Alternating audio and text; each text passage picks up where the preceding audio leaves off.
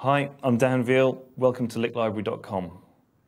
Okay, so you've got your first new bass and you want to get playing it as soon as possible.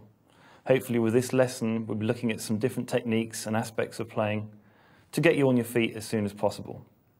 Okay, first of all, let's get your bass in tune. As you can see, up at the headstock end, 4 keys, they're tuned to a specific note, and we're going to work through the bass so you can tune along in this lesson to it. So grab your bass, we're going to start tuning up now. Okay, the largest string of the 4 is E, and just grab the tuning key and you can tune along to me. Interestingly, if you turn your tuning key in an anti-clockwise direction, it will actually cause the note to go up, whereas I know that some people expect that when you tune in a clockwise direction, you expect it to go up naturally, like turning a screwdriver. So, grab hold of that key, here's the E note. You need to turn the key until you hear your E note match this one. Remembering clockwise will detune. Do the same for the A string. That's the next string along.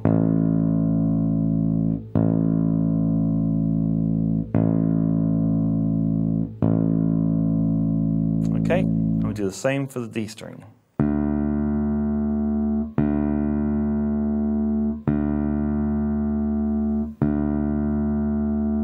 And then finally onto the G string.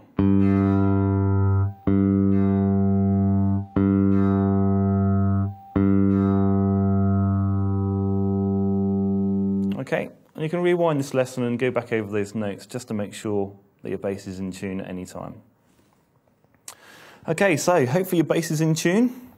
We can now work on making sure that you're comfortable as well, ready for playing. If you're sat down, get a nice comfortable chair, something where you sit nice and square with your bass sat on your lap. If you're playing with a strap, personally, I like to set the strap at the same length, so when I stand up with the bass, it stays in the same position.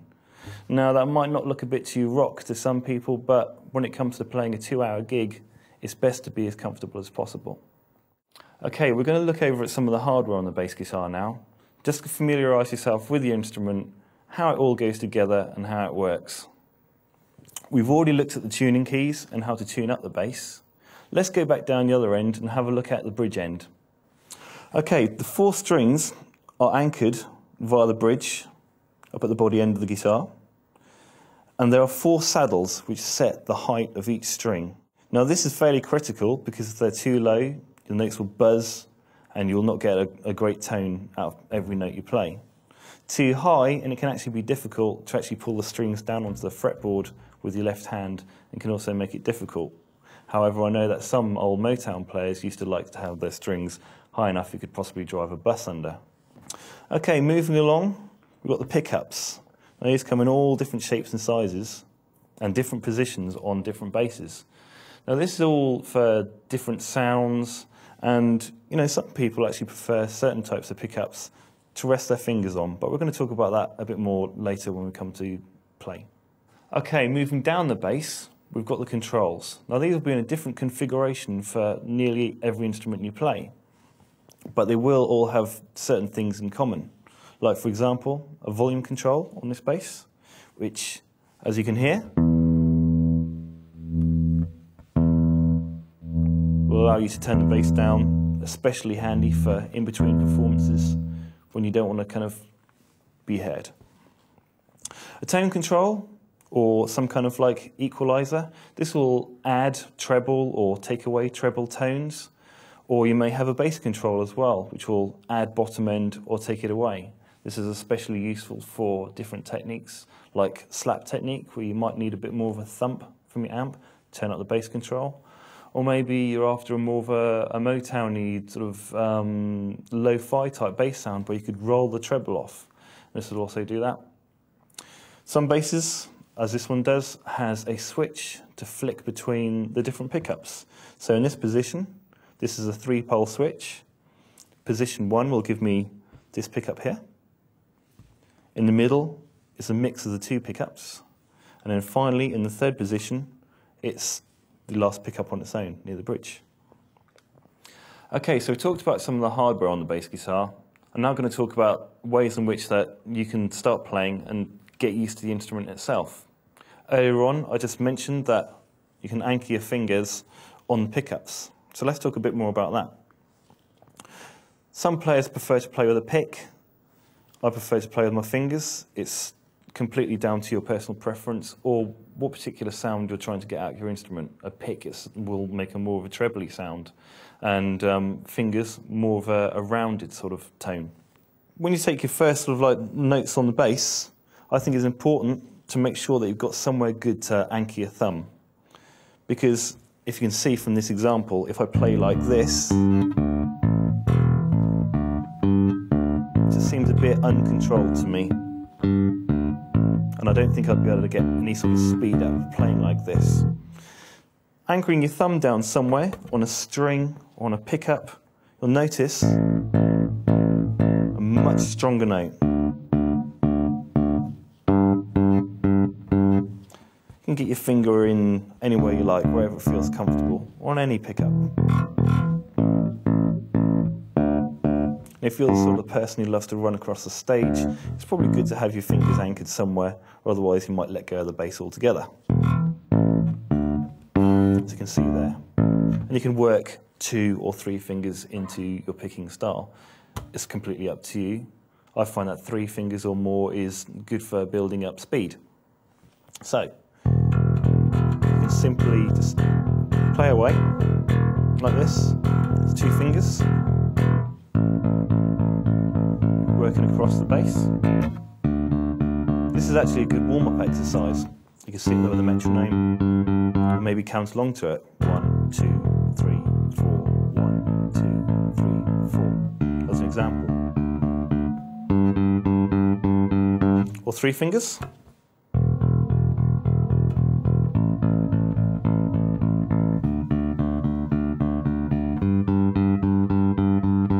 You can build up speed.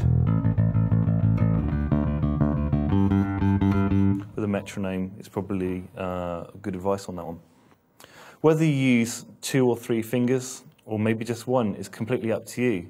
But it may help in some of the things you're playing with your left hand to help count them out. For example, if you're playing 1s, 2s, or 4s with your left hand, as an example here, it might be easier when you're beginning just to use 2 fingers.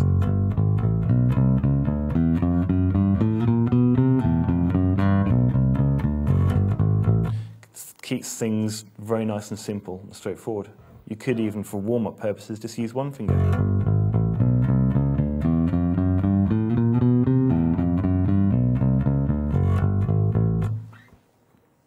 Three fingers.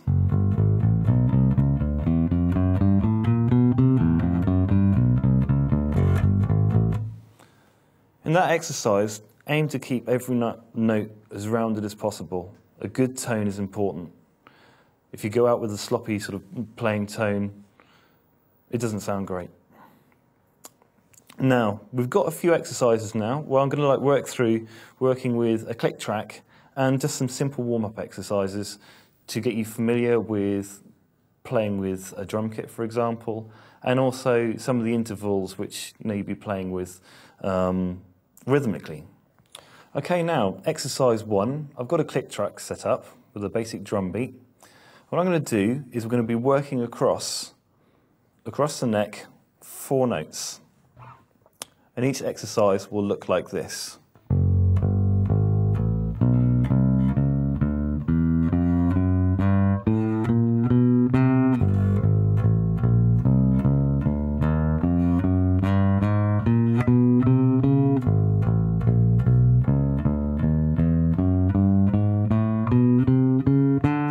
as you can see, every time I've been across the board once, I'm moving up 1 fret and then going across again, and then up a fret and across again.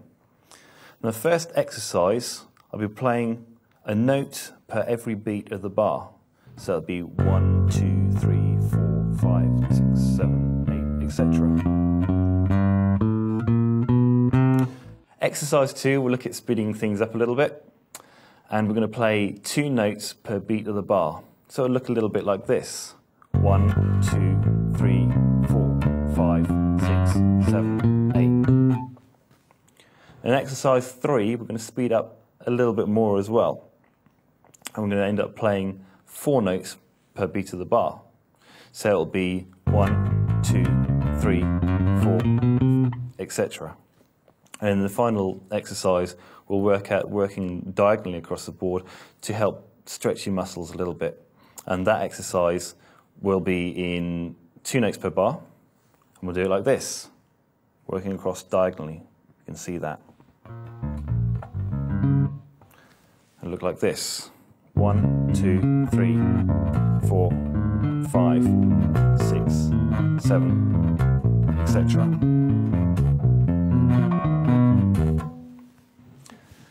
Okay, when you're ready, let's do exercise 1.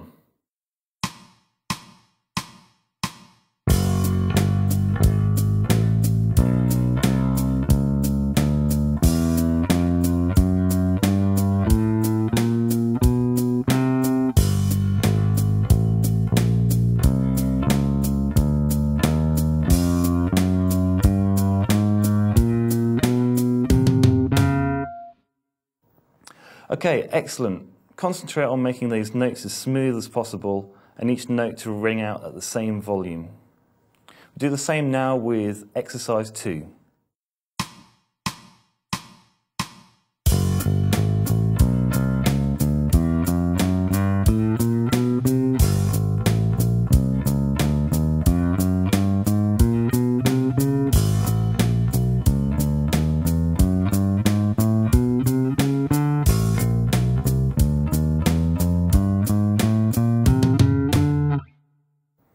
Good. A little bit more taxing. We're going to go on to even quicker this time for exercise 3.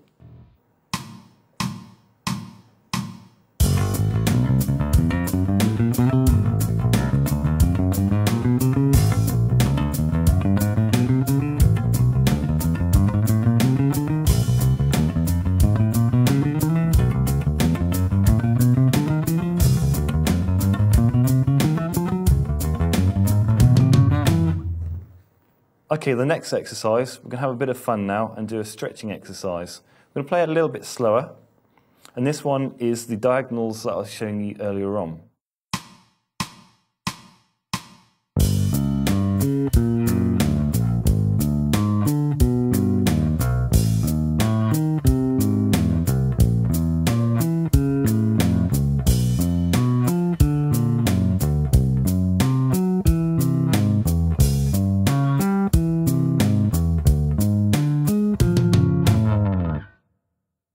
Now that exercise you can do in any position on the neck, it doesn't matter. You can jump from a single fret to 2 frets, or even 3 or 4, looking like this.